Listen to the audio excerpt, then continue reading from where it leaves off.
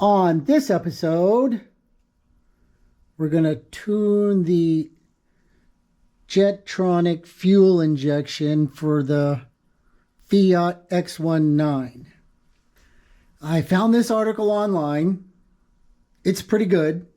There's a link in the description. Hit the little down arrow over here, takes you to the link, and then you can read it. But I'll give you the basics. But we're going to start at the beginning. This motor was built at Vick Autosports. So it's a 1500 block with a 1300 head, high compression pistons. It's been ported, 43 millimeter valves. It's got a performance cam in it. So it runs.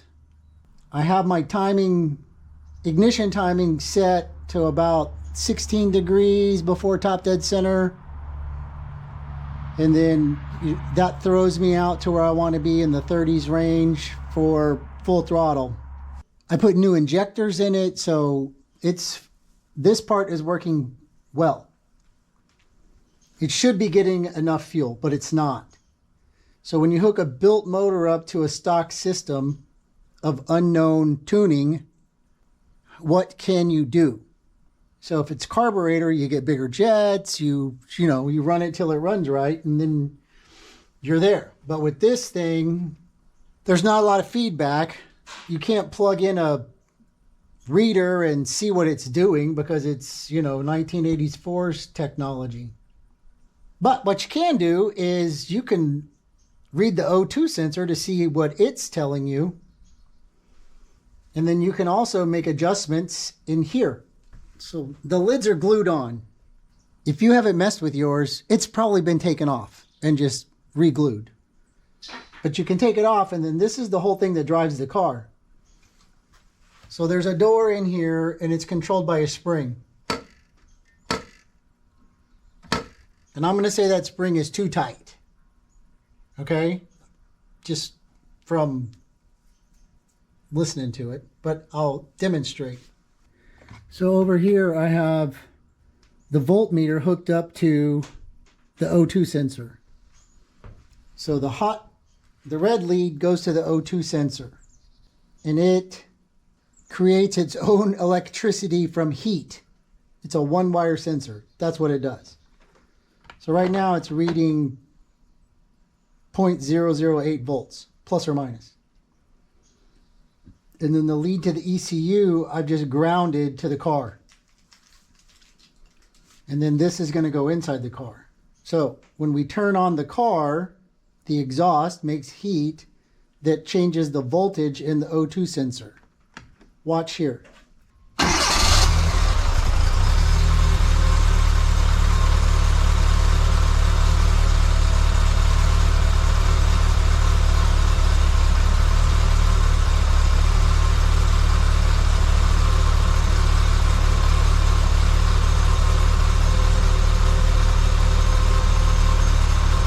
And if we put more heat in it,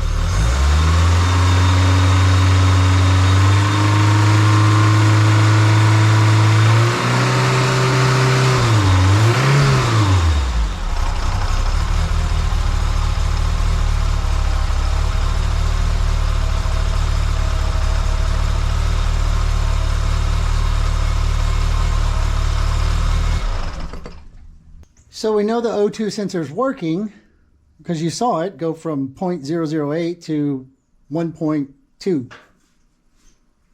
And all of that means something to the ECU. You're not getting a driving reading by revving it up. Let's just put it that way. Idle control is here. But 1.0 is a little rich, according to the article. Anything below 0.75 is lean.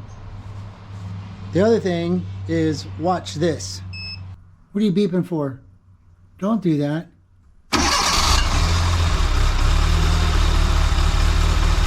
So this thing moved out, and then when you give it gas, it moves more. So full throttle is all the way over here. I can't see this while I'm driving, but when I got the pedal to the floor, I want this thing maxed out. I want full fuel, wide open throttle. So I'm going to hook up the GoPro right here, and I'm going to take the car for a drive, and I'm going to put this in the car, and I'm going to take readings off of this while I'm accelerating and max throttling. And then when we get back, we're going to look at this and see where it ends up. And if it's not maxed out, then we're going to back the spring off and adjust it so that we can get full fuel at full throttle and see if that makes a difference in the way the car drives. Shouldn't be very hard. You get to go for a ride back here. You get to watch this. And then we'll talk about it. So this will be the voltmeter view. Switching it to 2. Got some problems with my ground, but it seems to be working right now. I'll try not to bump you, but you're right in my way. Here we go.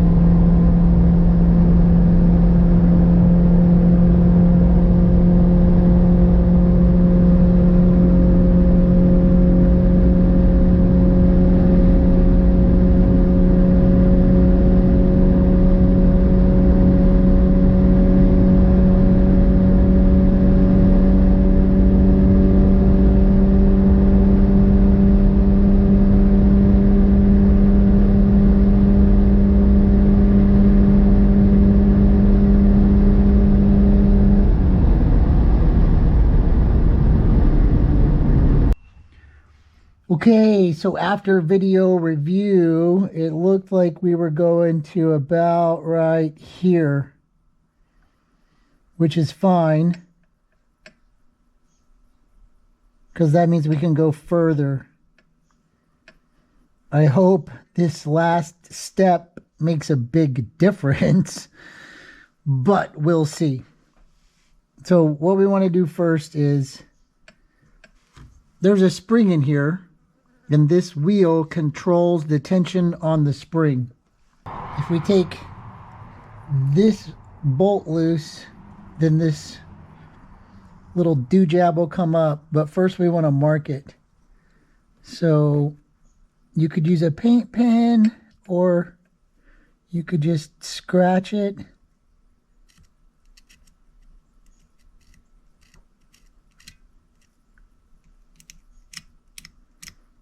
The paint might wear off, but that's really hard to see. And so for stuff that's hard to see, there's 2x glasses and Sharpie.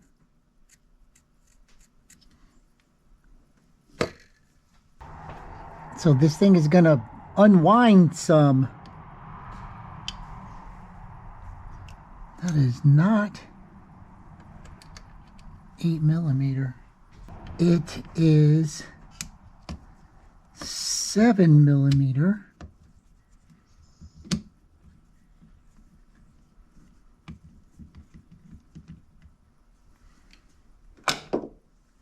I'm going to hold this a little bit. Pull this.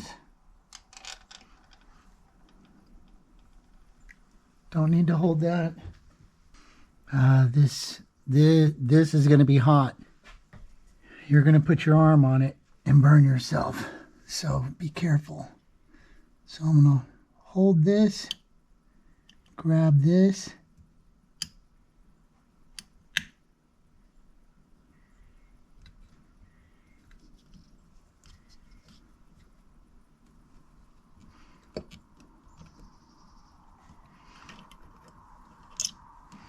And then see what happens. Oh, that moves fast.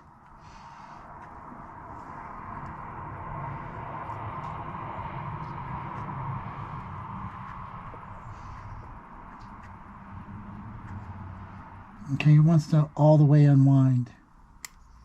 Let me find my mark. Okay. So what they recommended was back off 5.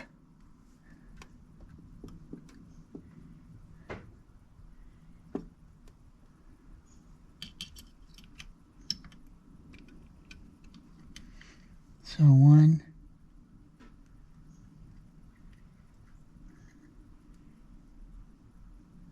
1, 2, 3, 4, 5.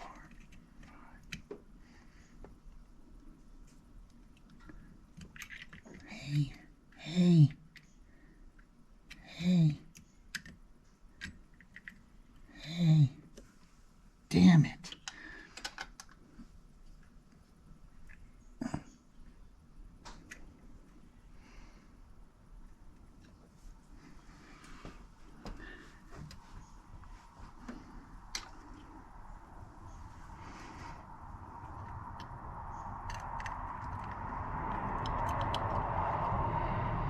One, 2, 3, 4, 5. Going right here. Not going anywhere.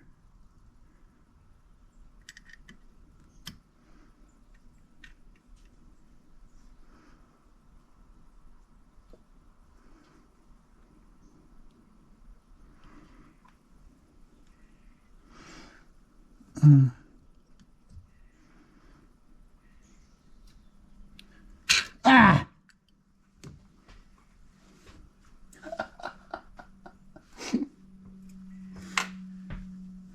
So that happened.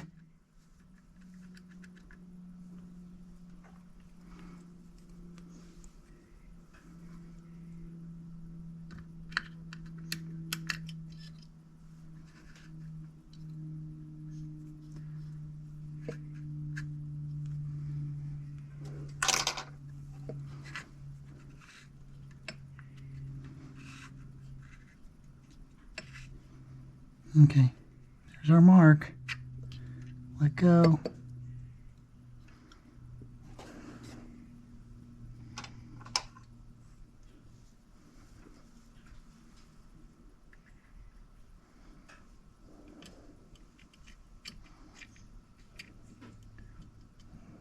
One, 2, 3, 4, 5. Here.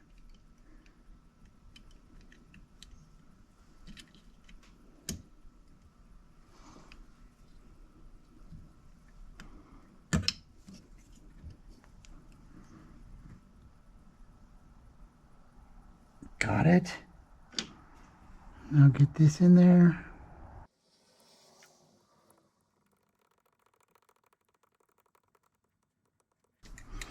And then double check. 1, 2, 3, 4, 5, 6. Okay, so we went 6. So this spring is a little less. So let's go for a spin. See what happens.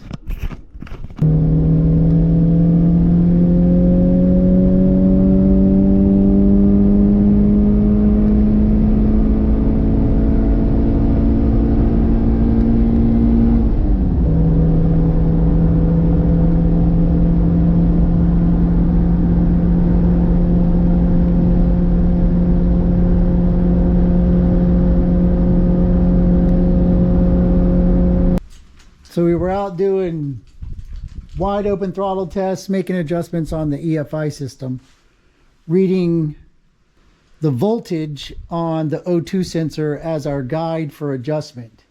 And we made some changes. So we started out, wide open throttle was 0.75 volts. And by the time we were done, we were running in the 9s, which means we're running more fuel.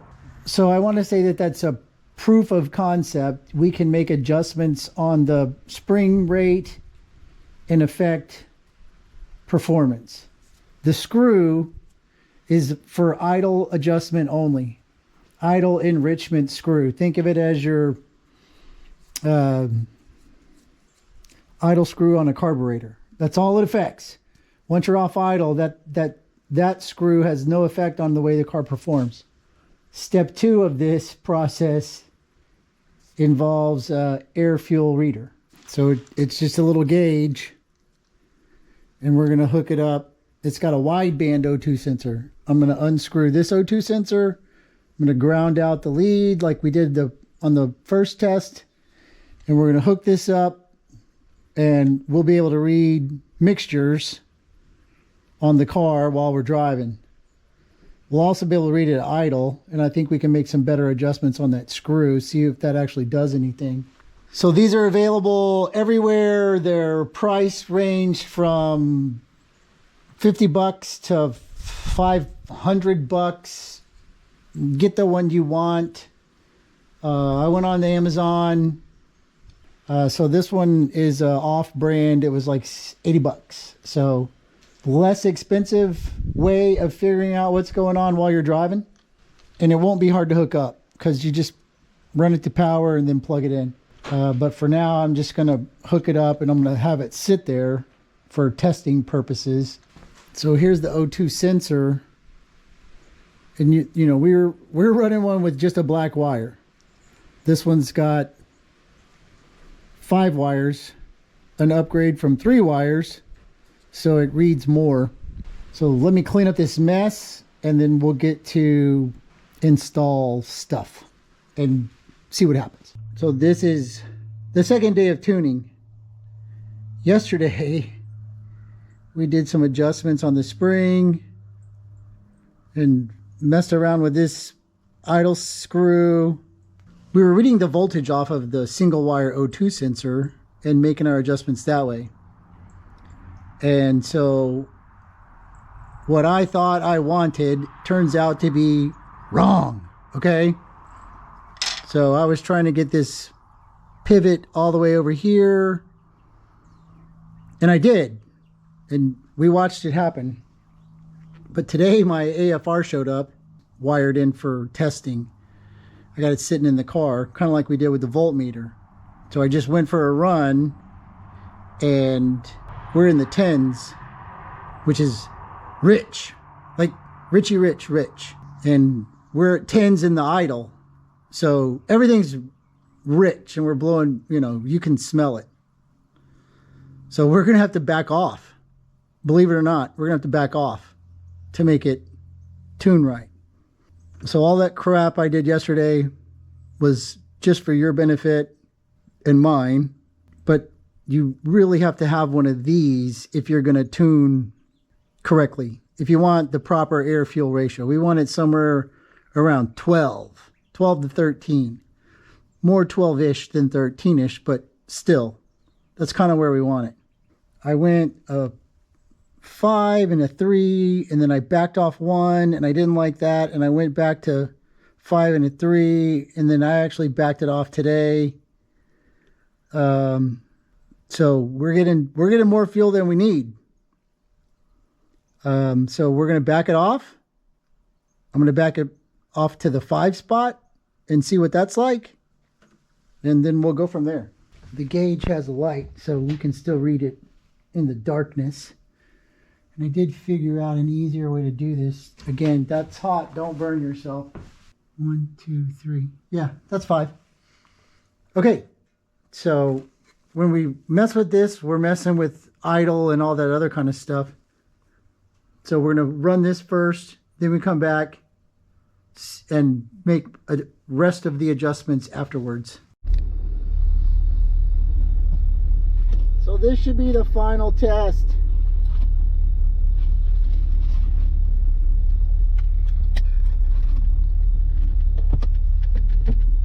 For now.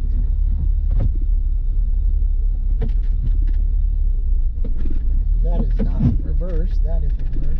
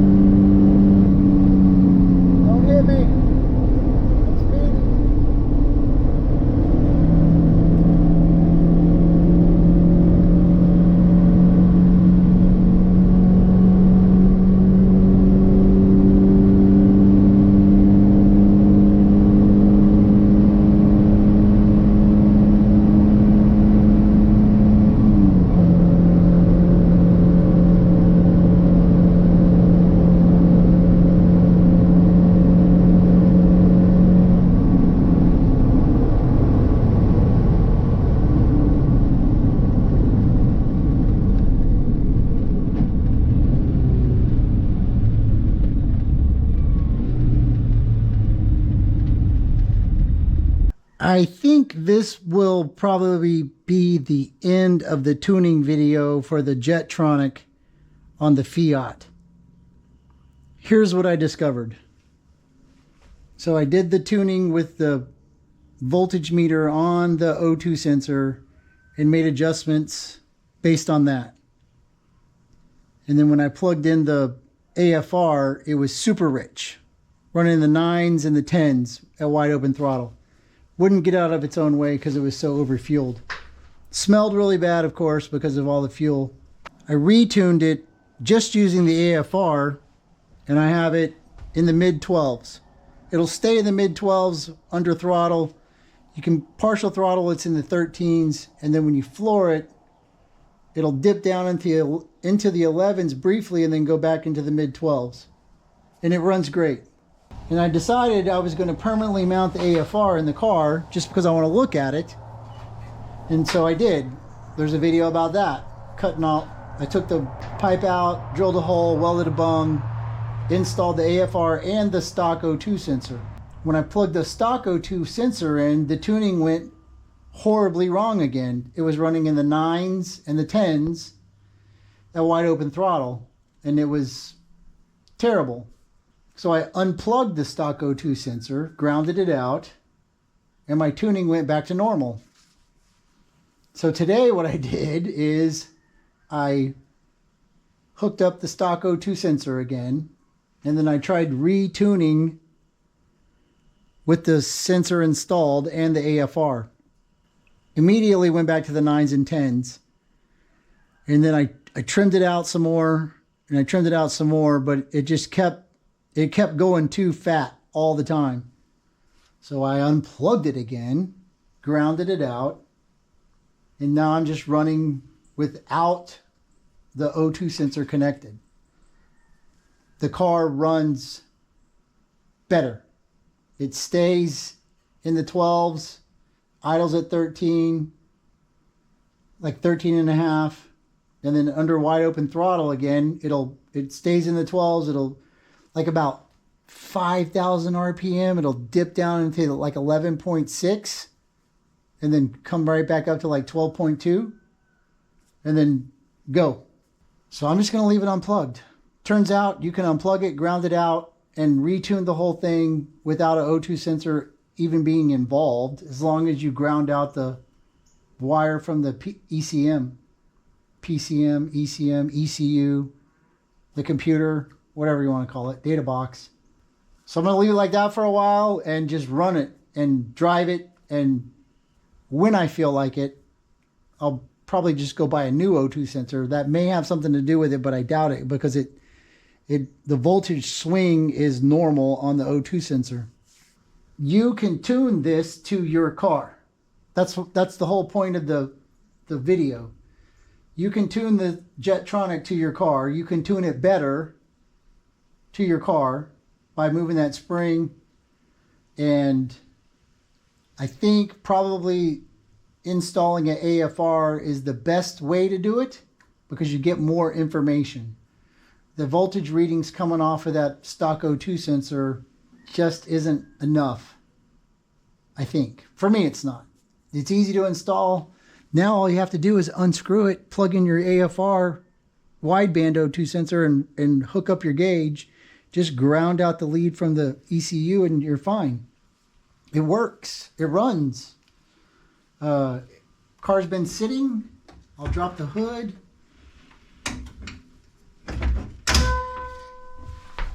You can look through the back window and see the reader mounted right above there. And I'll turn the car on.